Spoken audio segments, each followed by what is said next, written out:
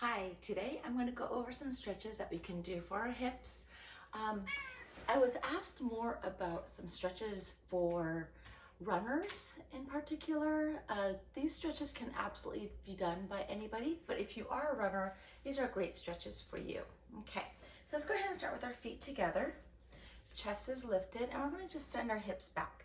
Now I'm keeping my feet away from my hips. It's not totally tucked in. And then we're just going to go into a little rounded posture here. So a little bit of a shell stretch. Relaxing through your shoulders. Let your head hang.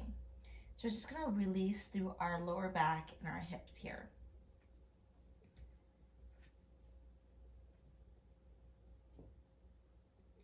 So runners have a tendency to have really tight hips, hamstrings, quads, and even into the lower legs, the calves, the ankles. So it's really important to stretch different areas. Okay, so we're gonna flip around and we're gonna go into a down dog position. Your hands are shoulder width apart, your feet are underneath your hips, and then we're gonna send our hips back. So we're stretching into what's called a down dog position. Okay, shoulders are pulled away from your ears.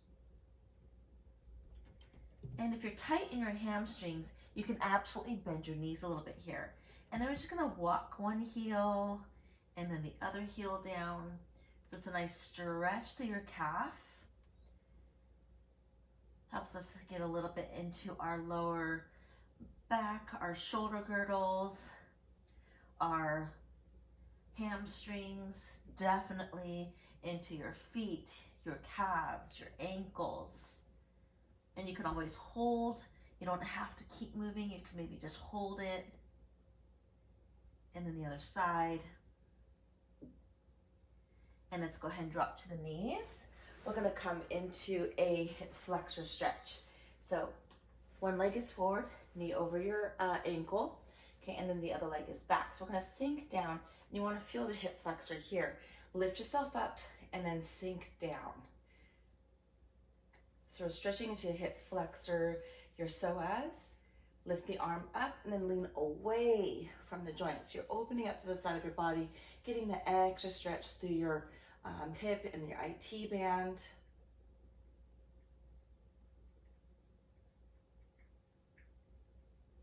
And then take your hands on the inside of the leg. This is called a runner stretch. So you're gonna sink down.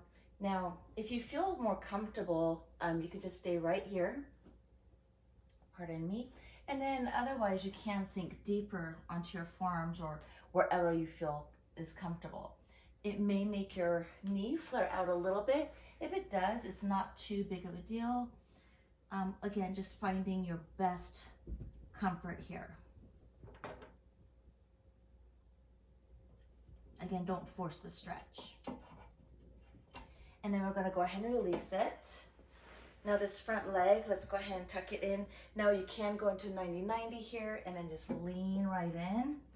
Or you can go ahead and take that back leg and rotate the thigh under into a pigeon pose. So you can stay elevated if you're tighter through your hips. Maybe you can come down deeper.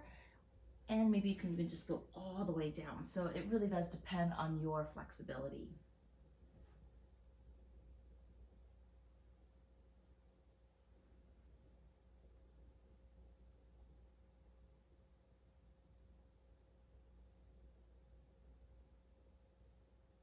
And as you're doing this, try to roll over towards this long-legged side. So you're gonna rotate the hip down.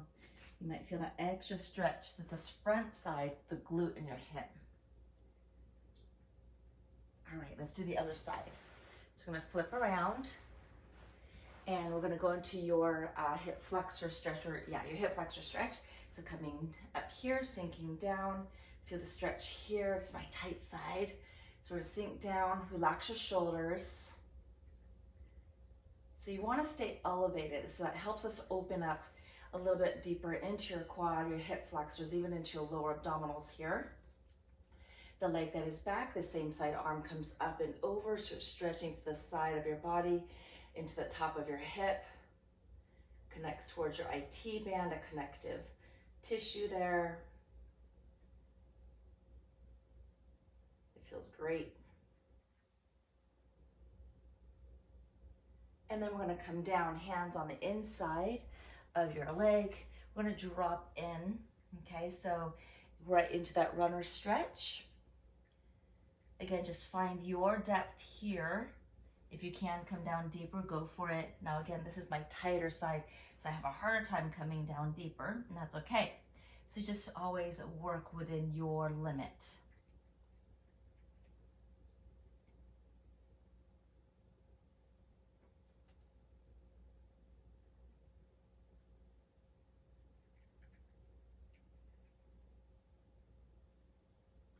All right, and we'll pop ourselves up.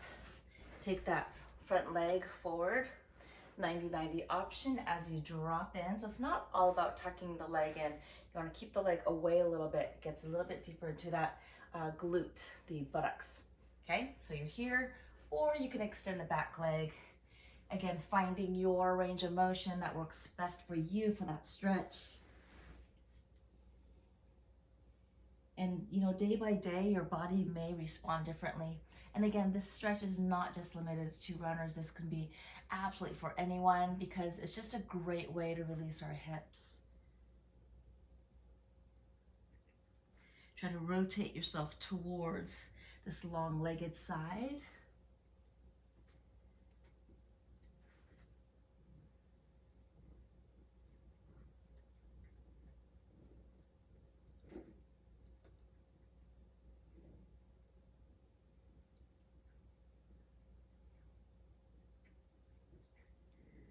Alrighty, and we're gonna go ahead and sit back up. And let's go ahead and take a hold of the leg. Knee stays down. We're gonna open up through the front of the hips there and then stretch into the quad. So pull the leg back, push your hip forward, pulling the leg back or stretching into your quad. So that's your top of your thigh. The quad is responsible for extending or straightening the knee joint. So I'll make sure that we stretch that out. And it's important to stretch it out because it also helps us release our knee. Some people have really tight knees. So you need to release that. And let's do the other side. We'll just swivel on over. Take a hold of the ankle or somewhere thereof.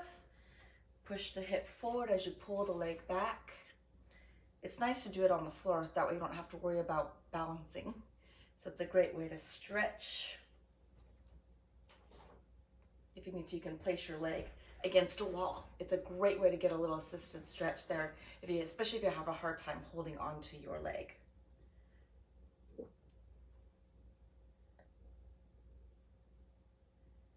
All right, and let's go ahead and release it.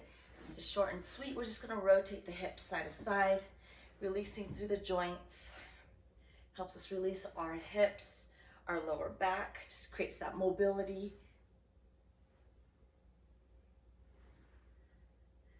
And that is it. So just a simple stretch to do before, maybe after, mostly after your run. But again, for everyone. I'll see you in the next video.